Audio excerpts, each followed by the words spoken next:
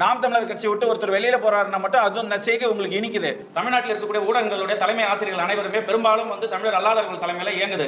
அவர்கள் ஒரு agenda set பண்ணுறாங்க. எந்த செய்தி தமிழ்நாட்டில் வெளியிட வேண்டும், எந்த மாதிரியான செய்தி பரப்பப்பட வேண்டும் என்பதை இந்த மாதிரியான செய்தி சேனல்கள் தவறான செய்திகளை அவர்களே பரப்புகிறார்கள். நல்ல செய்திகள், நல்ல செயல்பாடுகளை இவர்கள் ஒளிபரப்புவது அல்ல. இன்றைக்கு ஏதோ ஒரு கண்ணு கேட்டு கண்ணு தெரியாத ஊர்ல விலகிற ஒருத்தரை நோக்கி 5 பத்திரிகைகள் 5 ஊடகங்கள் செல்கிற காலகட்டத்தில் பெரும் கூட்டத்தில் நாங்கள் இணையும் பொழுது அந்த செய்தி ஊடகங்கள் வரவில்லை என்பதிலிருந்து இந்த அஜெண்டா செட்டிங் அப்படிங்கிறது உங்களுக்கு புரியும்.